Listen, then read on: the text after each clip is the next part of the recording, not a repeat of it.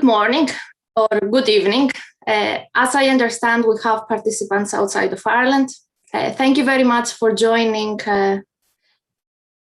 this session.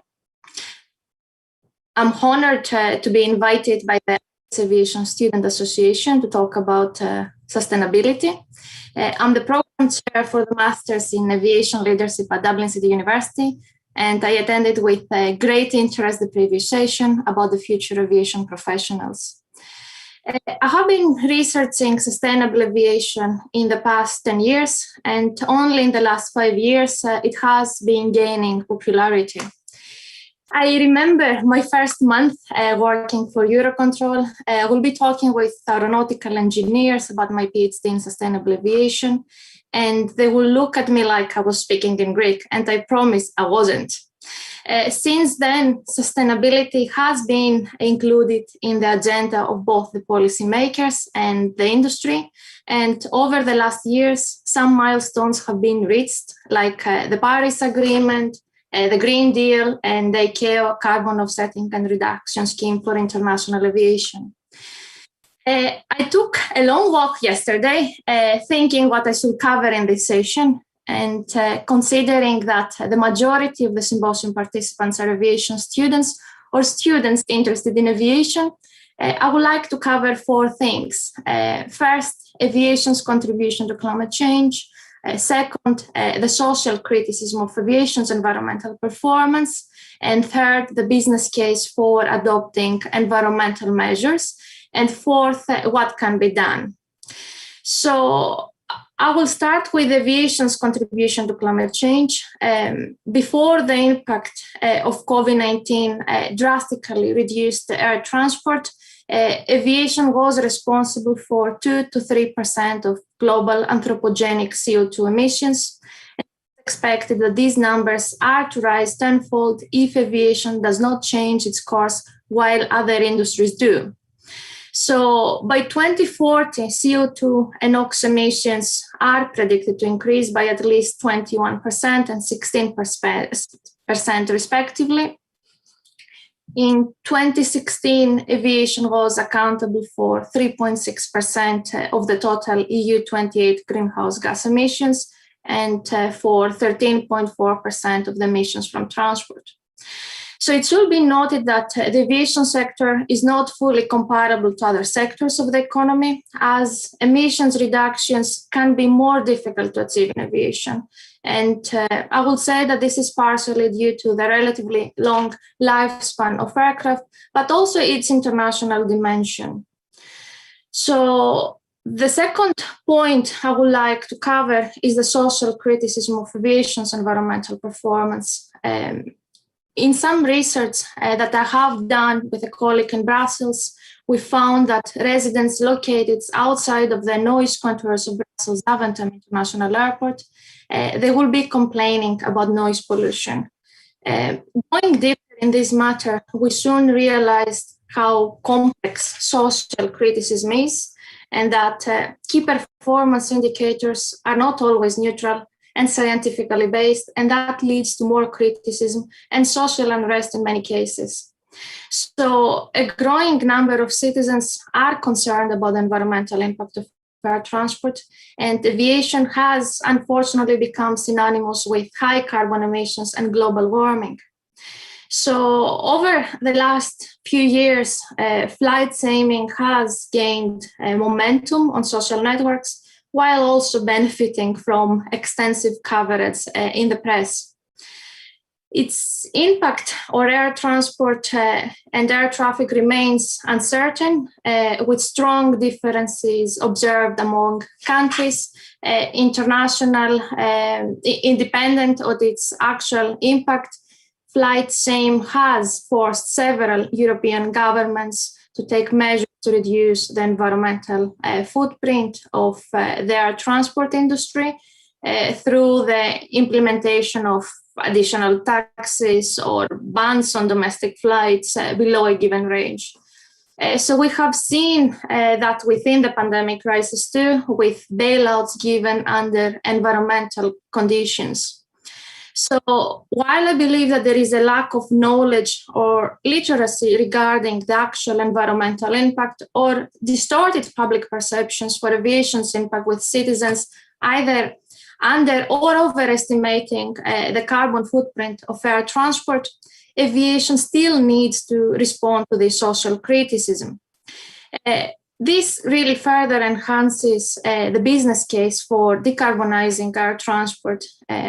According to the latest reports of the Intergovernmental Panel on Climate Change, the rise of global average temperature when compared to pre-industrial levels have to be limited to 1.5 degrees to 2 degrees Celsius to prevent doing further and irreversible harm to our planet, but also aviation itself. We have low-lying airports that are threatened by rising sea levels and have high climate change adaptation costs. Extreme weather affects aircraft performance, increases delays, and overall disrupts the network. The social contract for aviation, therefore, has changed, and aviation entities, they need to have a robust corporate social responsibility policy and start acting as global citizens. So my last and most important point is what could or should be done. I have spent 4 years doing my PhD on sustainable aviation, and there are still many, many questions unanswered. My DCU Bachelor Aviation Management students, they already know that my favorite question in test and assignments is, if you were the regulator, how will you regulate aviation? So I ask this question because it is complex and somebody needs to examine the effectiveness, efficiency, static and dynamic efficiency, and feasibility of each options for the various sectors of aviation. So if you're listening, take out your notebooks and write that a single solution is not enough to lead to decarbonization. Command and control regulations like biofuels, blending mandates, or investment in research and development and sustainable aviation fuels, performance regulations like the Single European Sky and setting up key performance indicators, economic incentives like landing discounts and disincentives like carbon taxes, and market-based measures like emissions trading scheme and carbon offsetting and reduction scheme for international aviation are some of the available measures. So maybe we should be looking for a better alignment of these measures in a way that promotes environmental sustainability while ensuring economic and social growth. When I was writing the ICAO action plan for Bulgaria, we referred extensively in the basket of measures. So looking back to all the actions, it was evident that there are cancel-out effects in some policies and trade-offs, governance failures, but also significant savings like airspace architecture optimization, improved flight profiles, as well as a number of very positive actions implemented by airlines, airports, and air navigation service providers. So we heard, for example, today, Mark, from Dublin Airport about all their great sustainability initiatives and achievements like the ACI Airport Carbon Accreditation Level 3 neutrality. And a few months ago with Andy O'Shea, who is also speaking at the symposium, we submitted a document to IASA suggesting environmental training as a mandatory requirement for commercial pilots. And we do believe that this will also lead to a greener aviation. There are various examples that provide a state of evidence showing that environmental awareness and training, as well as intervention training that can contribute to environmentally proactive related behaviors.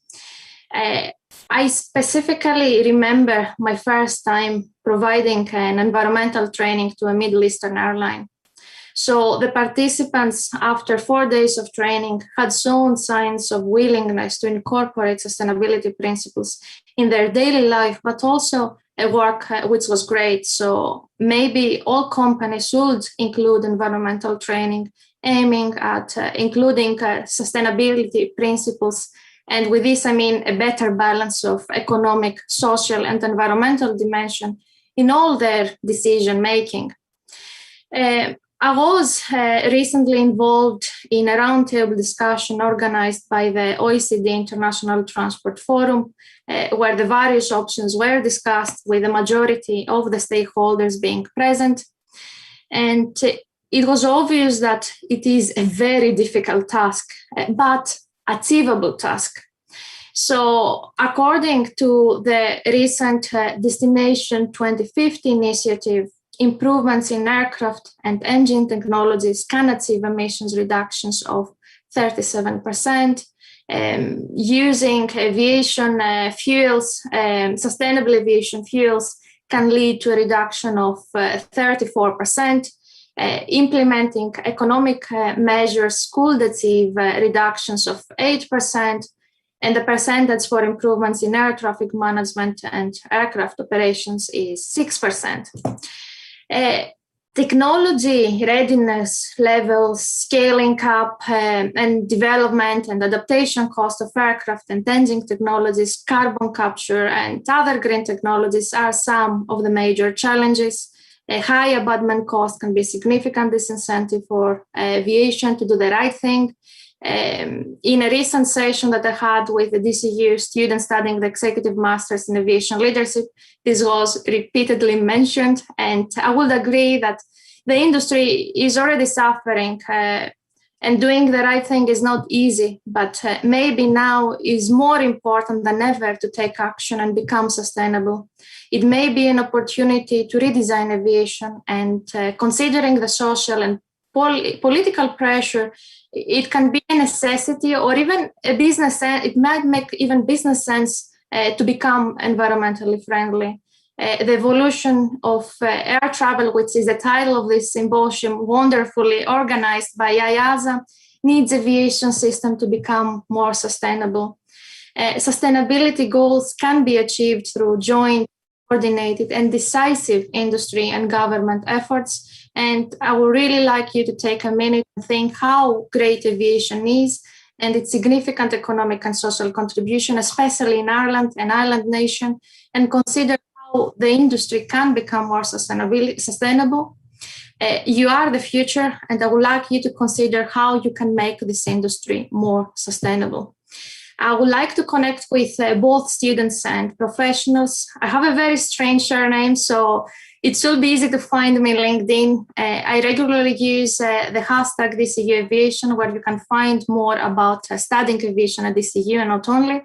Thank you very much for joining this session, and please stay for the next session, the very exciting session on air traffic control training delivered by Noreen Finan. Thank you so much.